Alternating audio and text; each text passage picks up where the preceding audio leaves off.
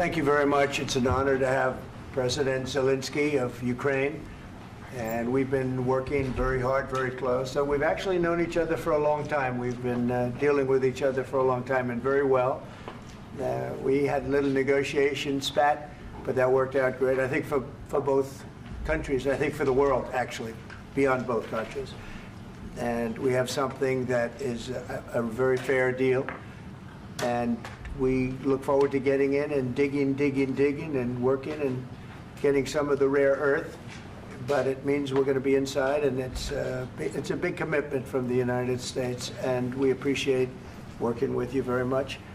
And we will continue to do that. We have had some very good discussions with Russia. I spoke with President Putin, and we're going to try and bring this to a close. It's something that you want and that he wants. We have to negotiate a deal, but we've started the confines of a deal, and I think something can happen. The big thing is the number of soldiers, mostly at this point, but soldiers being killed. You're losing thousands of soldiers. On both sides, we're losing a lot of soldiers, and we want to see it stop. And we want to see the money get put to different kinds of use, like rebuilding. And we're going to be working very hard. But we've had a lot of very good conversations. I will say until we came along, the Biden administration didn't speak to Russia whatsoever. They didn't speak to anybody. They just allowed this to continue. And I will say that, I'll say in front of you, you've heard me say it 1,000 times, if I were president, this war would have never happened. We would have had a deal negotiated for you without having to go through what you've gone through. But your soldiers have been unbelievably brave. We've given them great equipment, but somebody has to use the equipment. They've been unbelievably brave. And we give them great credit. This was supposed to be over very quickly, and here we are 3 years later. So I give tremendous credit to your generals and your soldiers and yourself in the sense that it's been very hard fighting, very tough fighting. They're great fighters, and you have to be very proud of them from that standpoint. But now we want to get it over with. It's enough, right? We want to get it over with. So. It's an honor to have you here. Thank you very much for coming. We're going to sign the agreement at the conference in the East Room in a little while, right after lunch. And we'll be having lunch together. We're also discussing some other things. And we appreciate everybody being here. It's somewhat of an exciting moment, but the really exciting moment is when they stop the shooting and we end up with a deal. And I think we're fairly close to getting that. And an honor to have you, and please, I'd like to say something. Yeah, thank you so much, Mr. President. Thank you for the invitation. And really, I hope that this first document, will be a first step to real security guarantees for Ukraine, our people, our children. I really count on it. And of course, we count that America will not stop support. Really, for us, it's very important to support and to continue it. I want to discuss it with details further during our conversation, and of course the infrastructure or security guarantees, because for today I understand what Europe is ready to do, and of course I want to discuss with you what United States will be ready to do. And I really count on your strong position to stop Putin, and you said that enough with the war. I think that is very important, Ben, to say these words to Putin at the very beginning of war, because he is a killer and terrorist. But I hope that together we can stop him. But for us, it's very important to, to save our country, our values, our freedom and democracy, and of course, no compromises with the killer about our territories. But it will be later. And of course, what I wanted, we spoke about it by phone with you, about the drones production. We have very good drones production. I think the best one in the world for today because of the war. Yes, and of course, we need very much the air defense. You have the best air defense in the world, and really you helped us under attacks of Russians. And I want to speak how we can exchange the licenses. We're open to share the licenses of all our drones with you, of course, with the United States. And we need licenses for quick production of air defense. Even after the war, we need our nation to be calm, that we are secure. So that's why we need this air shield. And of course, about this I want to speak about the contingents. I think that France and UK already spoke to you, and we know that Europe is ready, but without the United States, they will not be ready to be as strong as we need. And the last point, last not least, about exchange, about our people and children.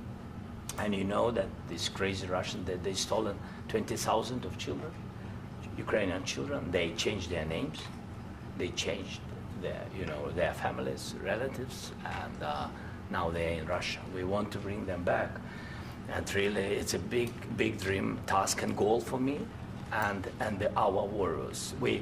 By the way, Mr. President, we exchanged, released more than 4,000 warriors from Russian prison, but there are thousands more in the prison. I wanted to share with you some images. How it's. I've just can I now? Yeah, please. Some minutes, 1 minute, 1 minute. Just you to understand in what circumstances, in what situation they are, and what the attitude of Russia to our prisoners. That guys, just you before and after.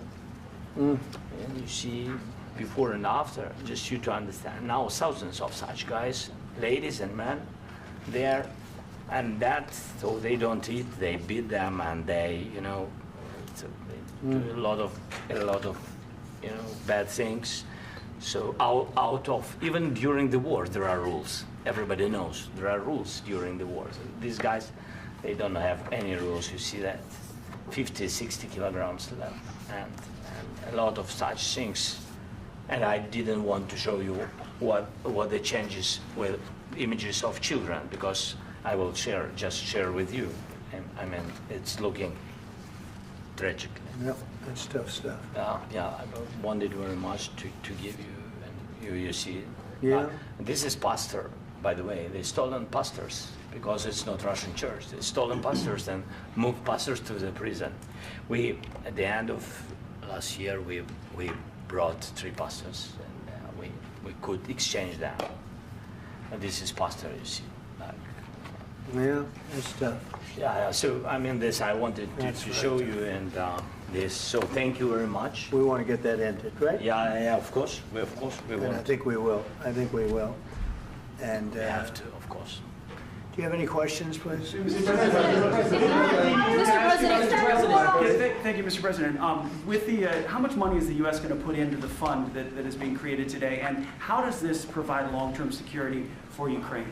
Well, we don't know exactly how much, because we're going to be putting some money in a fund that we're going to get from the raw earth that we're going to be taking and sharing in terms of revenue. So it's going to be a lot of money will be made from the sale and from the use of raw earth. And as you know, our country doesn't have much raw earth. We have a lot of oil and gas, but we don't have a lot of the raw earth. And what we do have is protected by the environmentalists, but that can be unprotected, but still it's not very much. They have among the best in the world in terms of raw earth. So we're going to be using that, using it for all of the things we do, including AI and including weapons and the military, and it's really going to very much satisfy our needs. So it's something that just worked out really well. We have a lot of oil, and we have a lot of gas, we have a lot, but we don't have raw earth. So this has just about every component of the raw earth that we need for computers, for all of the things we do. This puts us in great shape. And long-term security for Ukraine, how does this provide it? I think they're going to have great luck. I think once we make the agreement, that's going to be 95% of it. They're not going to go back to fighting. I've spoken with President Putin, and I feel very strong. I've known him for a long time, and I feel very strongly that they're very serious about it, and we'll make a deal. And when the deal is made, I don't think, we talk about security. Everyone's talking about the other day, all they talked about was security. I said, let me make the deal first. I have to make the deal first. I don't worry about security right now. We have to have a deal, because right now, last week, 2,000 soldiers died on both sides. 2,000. And they're losing 1,000, 2,000, 3,000 a week. So as we sit here and we talk, people are getting shot and dying on the battlefield. And, you know, they're not American soldiers, but they're Russian soldiers and they're Ukrainian soldiers, and we want to be able to stop it. And we want to be able also to spend money on other things. We don't want to, this is a tremendous amount of money. And what the Biden administration did was terrible. They were giving money, but he had no security on the money. Europe, as you know, gave much less money, but they had security. It was in the form of a loan. They get their money back, and we didn't. And now, at least we're protected because the American taxpayer has to be protected too. But this is an incredible agreement for Ukraine because we have a big investment in their country now. And what they have, very few people have. And we're able to really go forward with very, very high-tech things and many other things, including weaponry that we're going to use in many locations, but that we need for our country. Mr. President, This allows us to do that. will you continue I'm sorry. sending military aid? Yes, go ahead, please. If I can just, yes. In the document, there is one of the very important points. If we speak about business and investment, we never had LNG terminals in Ukraine. This document will open. I mean, the next document, but anyway, here we see in the framework, we see really goodwill for this. LNG terminals for us is very important, and I think for security of European continent. We have the biggest storage, gas storage. We have the biggest in Europe. Yes, and we can use it. Use it for LNG. Use it for LNG, and we will do it. And really, we can help Europe because Europe really helped. President Trump said that they made less support, but they are our friends and they are our very supportive partners. They really gave a lot, Mr. President. They did. They gave a lot, but they gave much less. No. Much less. No. No. No. Okay. Okay.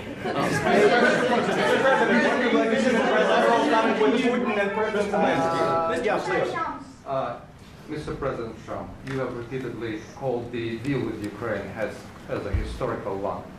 And as a President of the United States, you make historical decisions in other issues which affect America and other world. So what place in the world history do you want to take? And do you associate yourself with any famous historical figures? Yeah, I'd say George Washington, Abraham Lincoln. I would say I'm far superior to George Washington and Abraham Lincoln.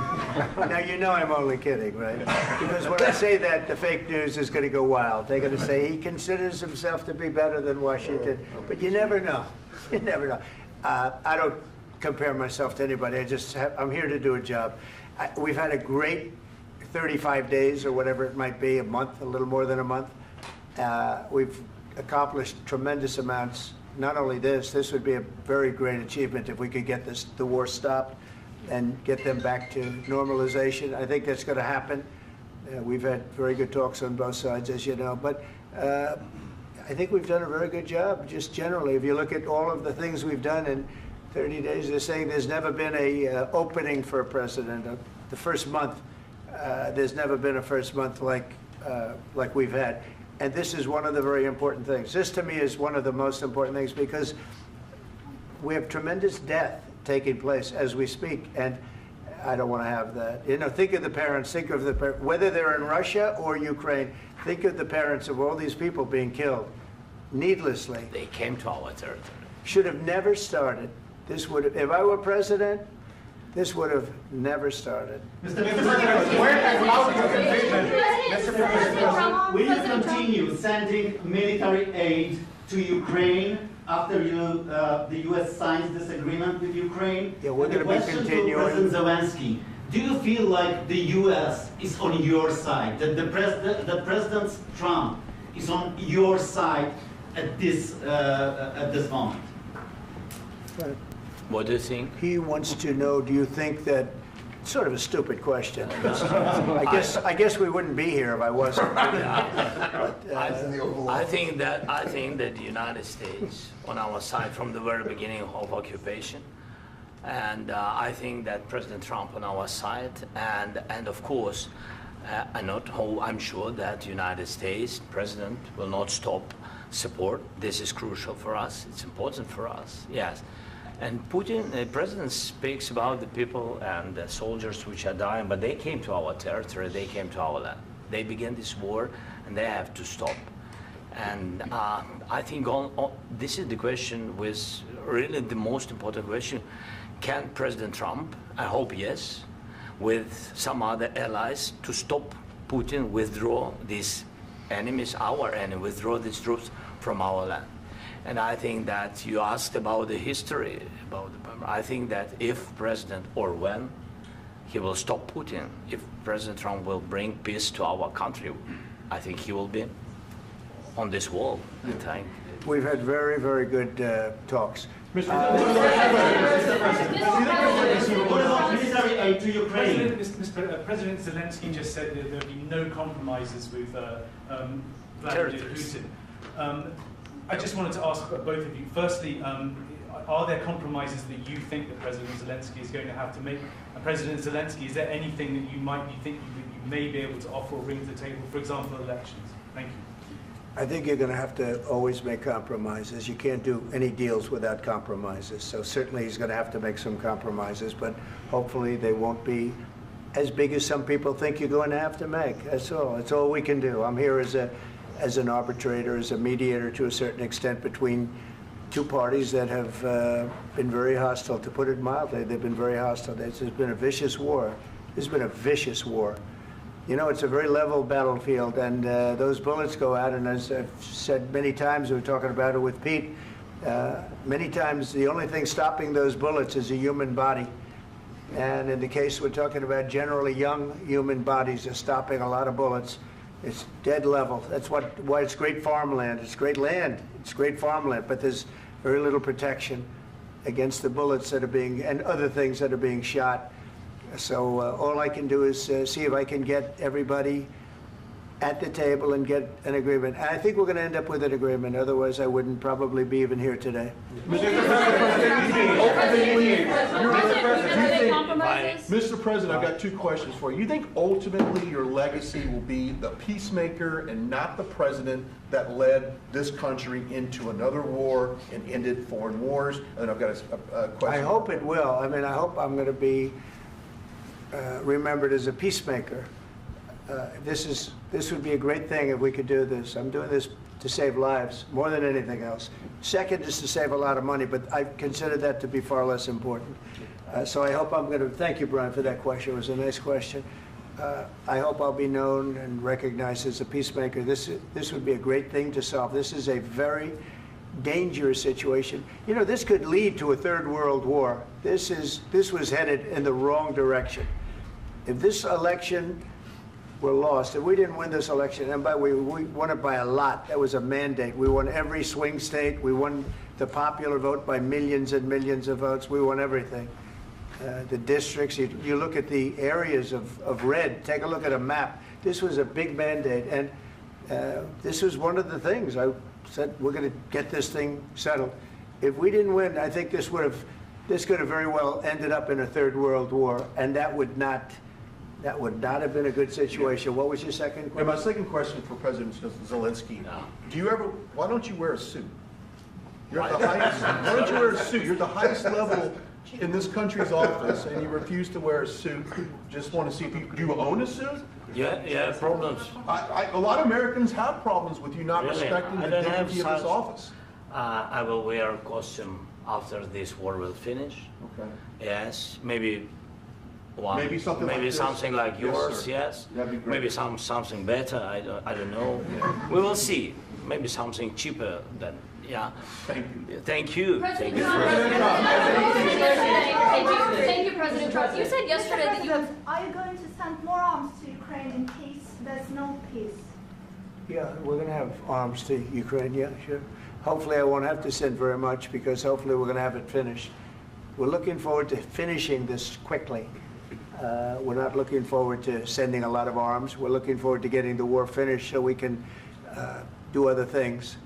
But we very much appreciate the agreement, because we needed what they had, and we're treating, you know, our country is now treated fairly. Biden didn't do that.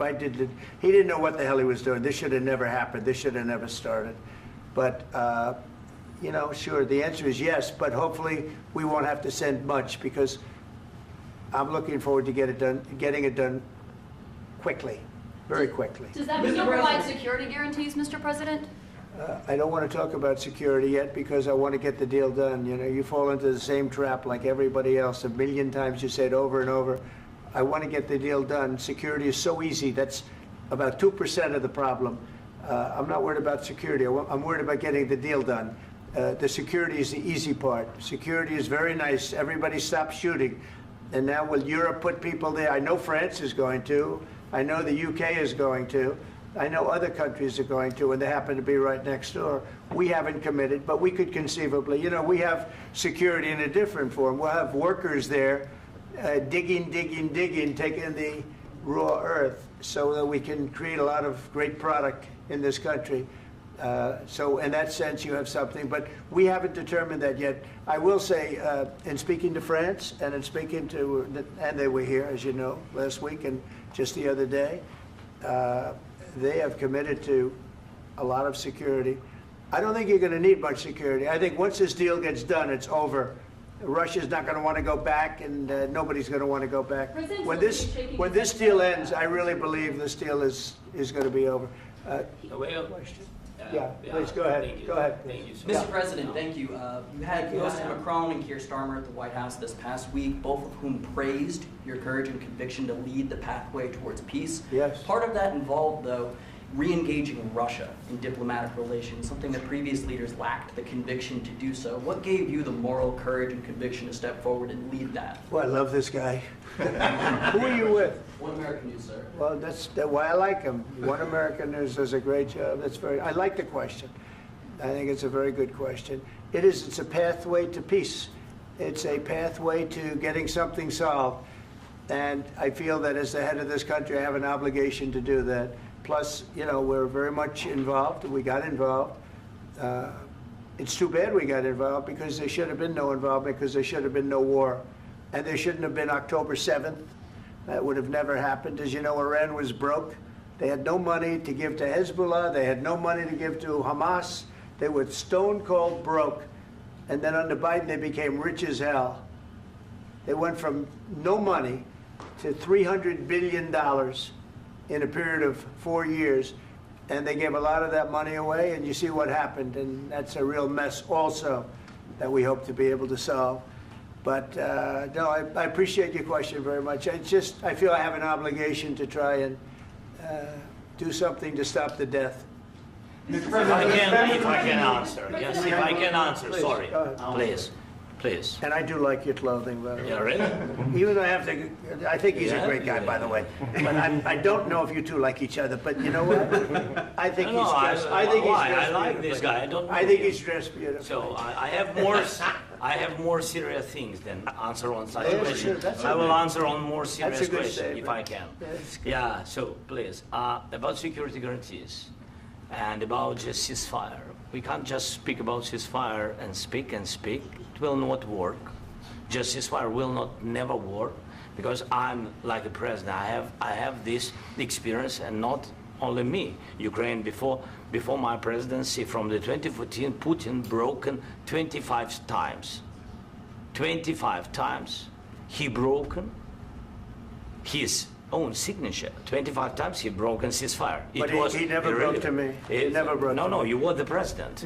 You were the president during. He never broke to me. In 2016, you've been the president, Mr. President. You've been the president, but he had, of course, not with you, but he had during those periods. He had conversations with our side, and we had Normandy format. You know, the France, Germany, Ukraine, and Russia, and he broken 25 times. That's why we will never accept just ceasefire. It will not work without security guarantees. Security guarantees, maybe President is right about this document and other, but this document is not enough. Strong army is enough, because his soldiers afraid, Putin's soldiers afraid of our soldiers when we're strong enough. If we are not strong enough, if we are empty, if our storage is empty, we can't defend our land. Today, you know, he knows that we have all the world knows that we have meeting, yes? Why he's using ballistic? Putin today using ballistic on our hospitals, schools, and etc. Ballistic. So he knows that we are here and that President Trump is really have goodwill to stop this war. And you hear now the president. So why he's using? So he doesn't want to stop. He doesn't want. But I hope that we will do it. Really, we'll do it. Security. When we speak about security guarantees, when the Europeans are ready for contingents, they need USA backstop. If there will not be United States, we will not never have any contingents, strong contingents from the Europeans, because they don't want to divide alliance, connection between the United States as the main and strongest ally and Europeans. And this is crucial, this is important. That's what we want to speak about very much. This is very important. And air defense. So air defense, really, we have big deficit with all these systems, and we need to provide this. We need it very much. Otherwise, Putin will never stop, and will go further and further. He doesn't want. He hates us. You know, it's not about me. He hates Ukrainians. He thinks that we are not a nation. He thinks, and he shared these thoughts. I think maybe with your team also. I don't know, but with all the Europeans, in media, officially and not, he always said that there is no such country, such nation, such language, and such life like Ukrainian. No, he really doesn't respect all the Ukrainians, and he wants to destroy us. And you are right, Mr. President. That's 2%.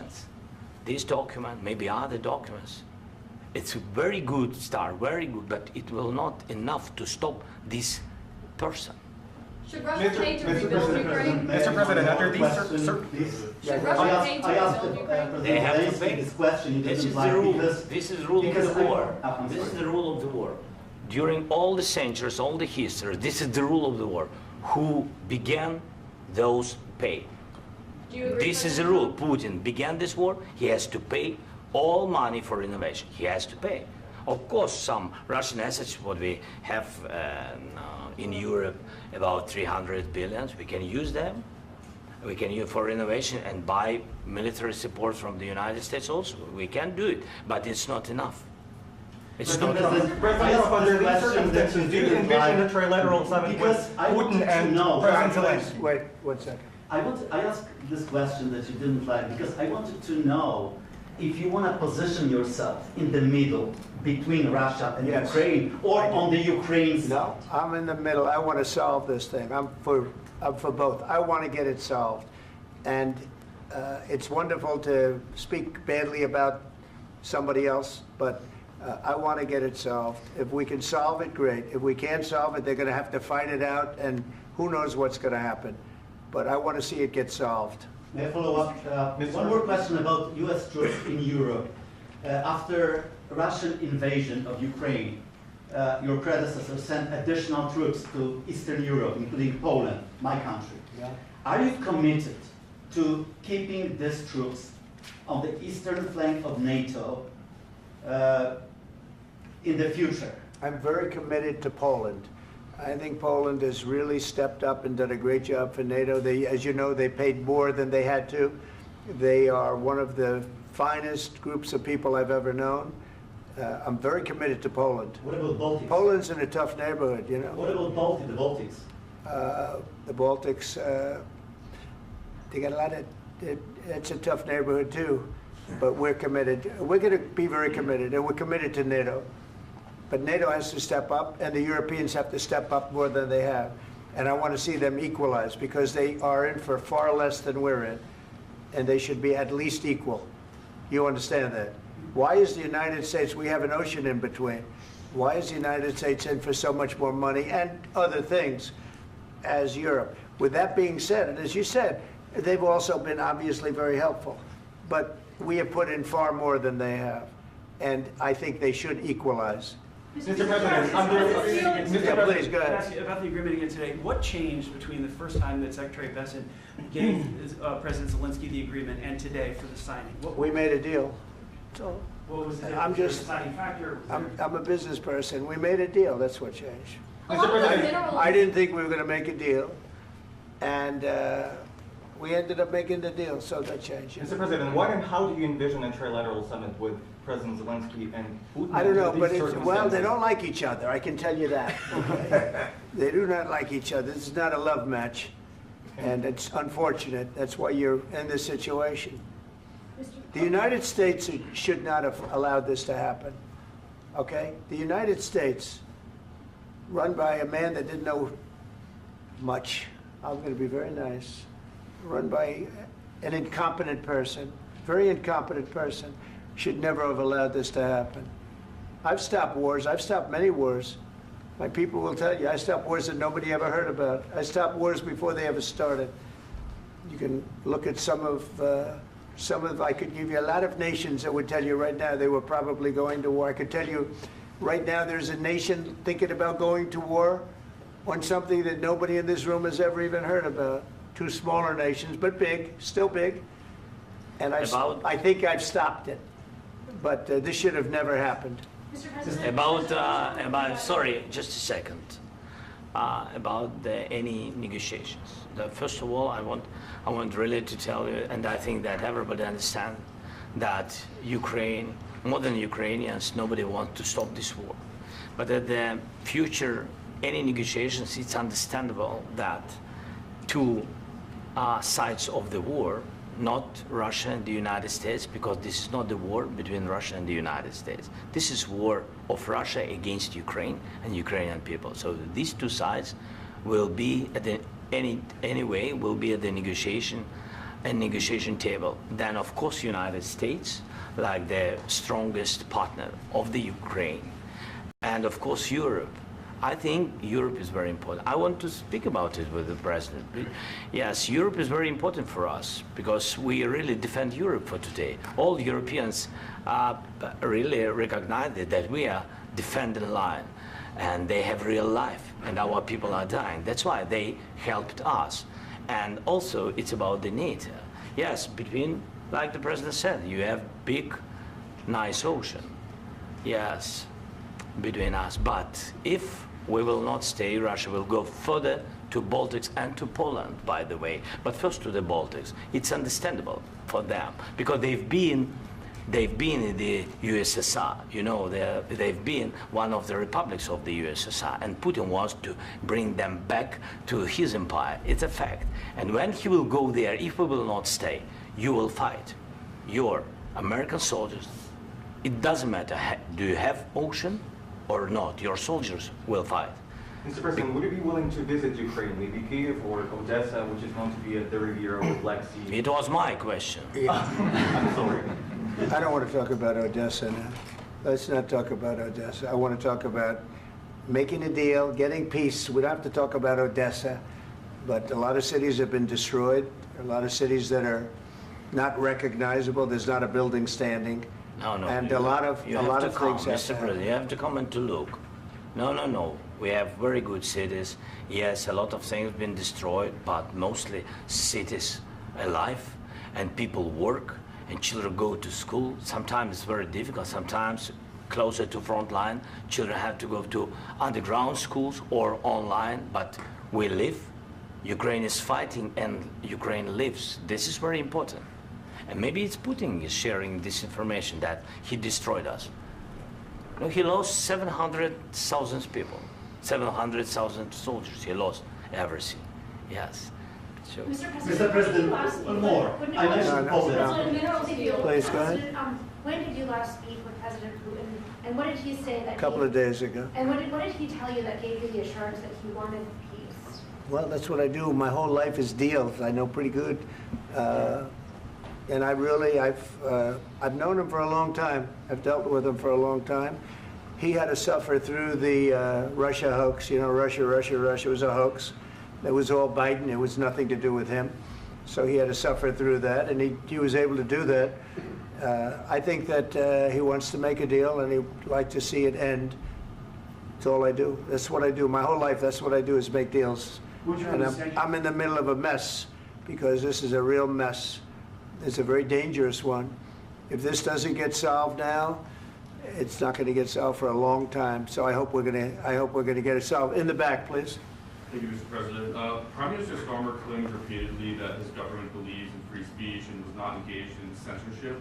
But his country's government arrests people for memes and thought crimes, and even more worrisome is pressuring American companies to censor Americans on its behalf. How can he be a reliable, trustworthy partner when he says things that are demonstrably false on such an important topic? Well, we actually spoke to him about that yesterday, and we thought they took it very, very much too far. JD was very strong on it. So was I.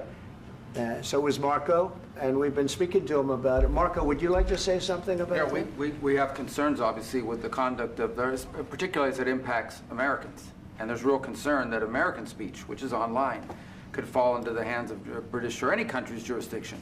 And so this is a point the Vice President made at Munich, and I think it's a very compelling one, that what unites us with Europe, as much as anything else, is these shared values, and one of them being free speech.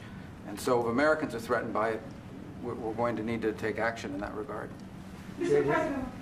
It's actually a very important question. We spoke about this in detail with the Prime Minister, the Foreign Secretary, and others at lunch yesterday. And I know that Secretary of Commerce Lutnick followed up in private meetings last night. This is really important. We believe Americans have the right to speak their mind, even if we in this room disagree with them. They have the right to speak their mind in the public square, which is often online these days. And we're going to defend that right as it pertains to American companies and American citizens vigorously if we have to. I do think that under the President's leadership, we're going to find common ground with our friends in the UK on this question, but it remains to be seen. The principle that will guide us is we believe in free speech in this country, and we'll fight for it for American citizens.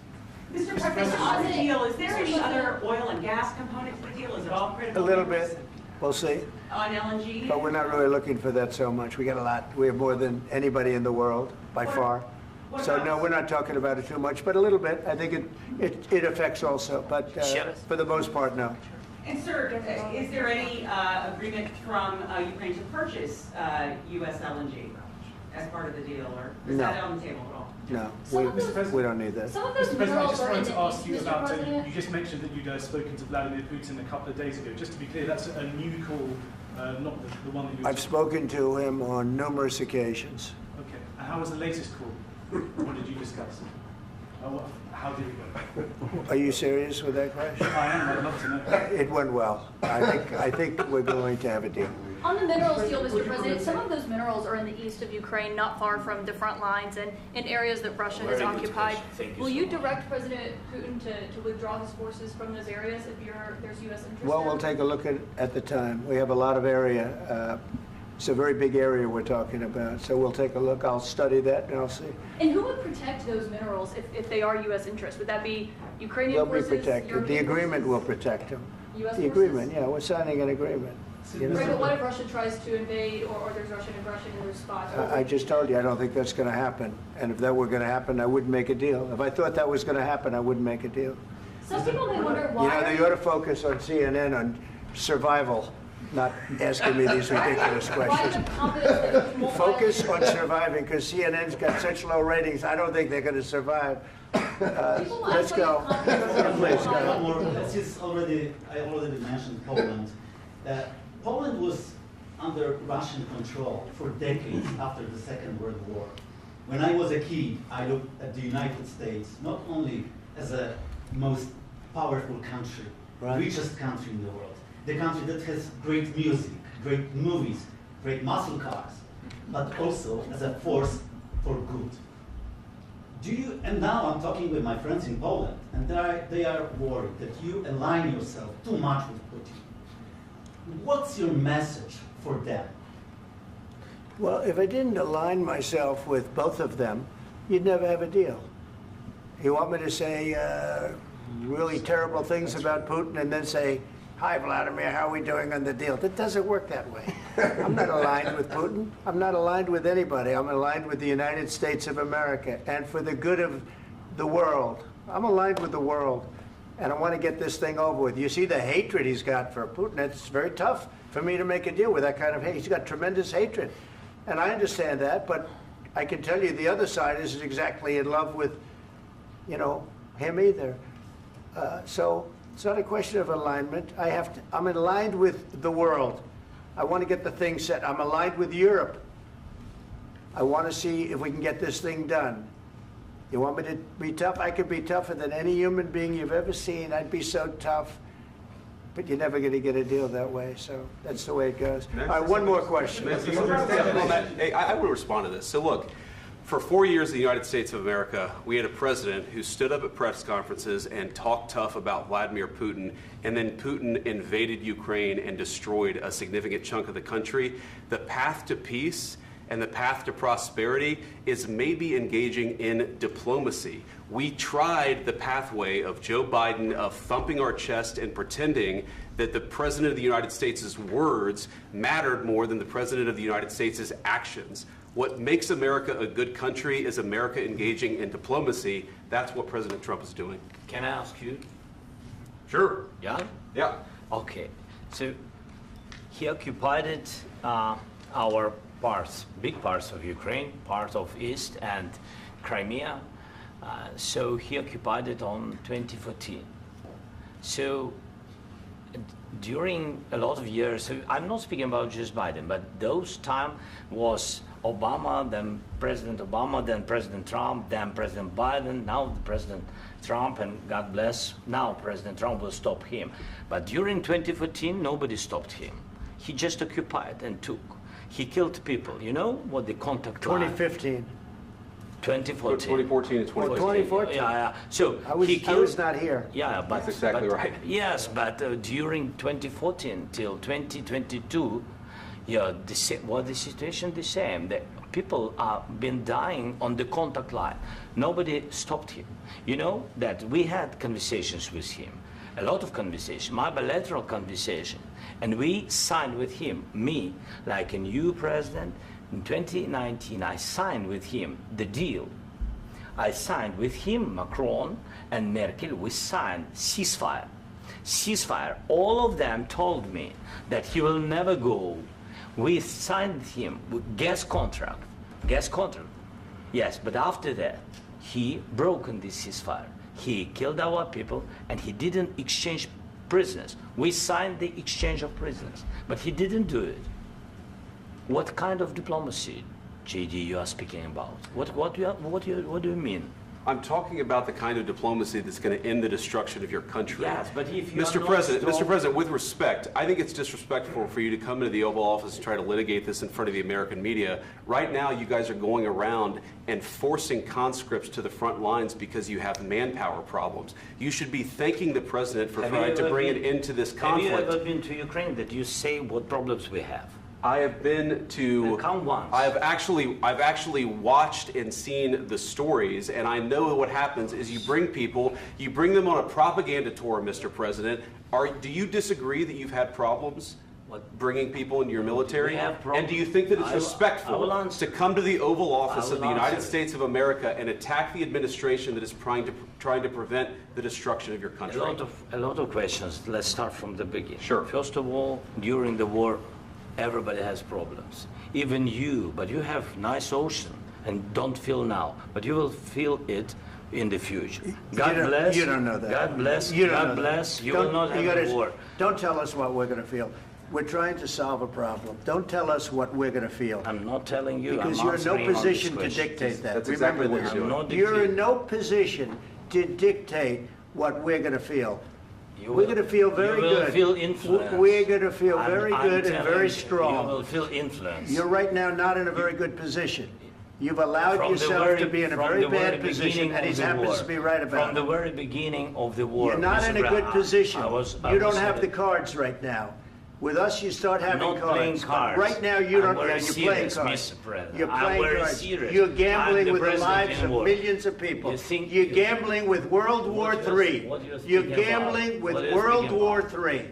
And what you're doing is very disrespectful to the country, this country. That's back to you. Far more than a lot of people said they should have. Have you said thank you once? This A lot entire of meeting? times. No, in this Even entire meeting, today. have you said thank Even you? today. You went to Pennsylvania and campaigned for the opposition in October. Offer some words of appreciation for the United States of America and the president who's trying to save your country. Please, you think that if you will speak very loudly about the war, you can... He's not speaking loudly. He's not speaking loudly. Your country's in big trouble. Can I Wait a answer? minute. No, Can you've I done a lot answer? of talking. Your country is in big trouble. I know. You're not winning. I know. You're not winning this. You have a damn good chance of coming out okay because of us. Mr. President, we are staying in our country, staying strong from the very beginning of the war. We've been alone, and we are thankful. I said thanks You haven't in been this alone. cabinet, You and haven't not been only alone. in this cabinet. We gave you, through I this said thank stupid you. president, $350 billion. You voted we gave for you your military president. equipment, You and you voted men for are your brave, president. but they had to use our military. What about West If you didn't have You our invited military me- equipment, You invited if me you to didn't speak. have our military equipment, this war would have been over in 2 weeks. In 3 okay? days, I heard it from Putin. In 3 days, this is something Maybe new. less. In 2 weeks, of course, yes. It's going to be a very hard thing to do business like this. I Again, tell you. just say thank you. I said a lot of times that thank there, you accept to that- American people. Accept that there are disagreements, and let's go litigate those disagreements rather than trying to fight it out in the American media when you're wrong. We know that you're wrong. But you see, I think it's good for the American people to see what's going on. I understand, sir. I think it's I very understand. important. That's why I kept this going so long. You have to be thankful. You don't have the I'm cards. thankful. You're buried there. Your people are dying. tell you You're again, running I low know. on soldiers. Don't- Listen, don't please, you're running Mr. low on President. soldiers. It would be a damn good thing. Mr. And then President. then you tell us, I don't want a ceasefire. I don't want a ceasefire. I want to go and I want this. Look, if you could get a ceasefire right now, I tell you, you take it so the bullets stop flying and your men stop getting killed. Of course, we want to stop the war. But you're I saying said- you don't want a ceasefire. But I said to you, I want a ceasefire. with guarantees. Because you'll get a ceasefire faster than an agreement. Ask our people about ceasefire, what they think. That wasn't it doesn't with matter me. for you what That what wasn't is- with me. It That was wasn't with you. a guy named Biden, who was not a smart person. This That is was your, with, this that was is with your Obama. president. It was your president. Excuse me. That was with Obama, who gave you sheets, and I gave you javelins. Yes. I gave you the javelins to take out all those tanks. Obama gave you sheets. In fact, the statement is, Obama gave sheets and Trump gave javelins. You got to be more thankful, because let me tell you, you don't have the cards. With us, you have the cards.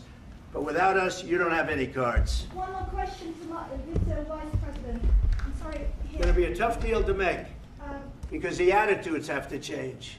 What if Russia breaks ceasefire? What if Russia breaks peace talks? What do you do then? I understand that it's a heated conversation right now. What are you but saying?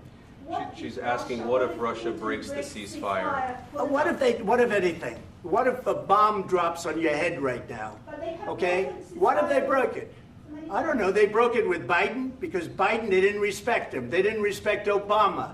They respect me. Let me tell you, Putin went through a hell of a lot with me. He went through a phony witch hunt where they used him and Russia.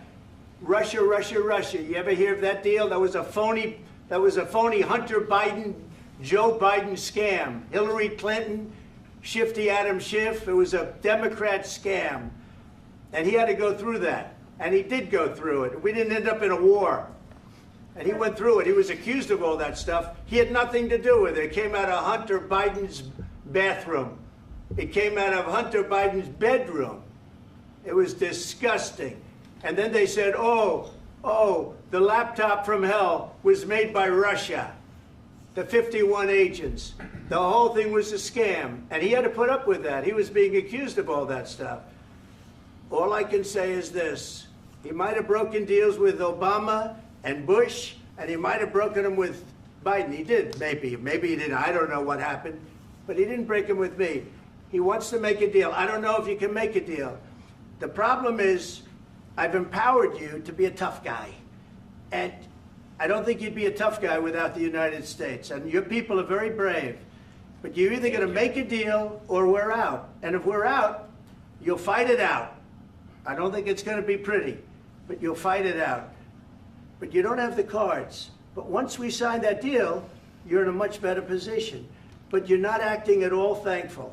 And that's not a nice thing. I'll be honest, that's not a nice thing. All right, I think we've seen enough. What do you think? Huh? This is going to be great television, I will say that. All right. We'll see what we can do about putting it together. Thank you, sir.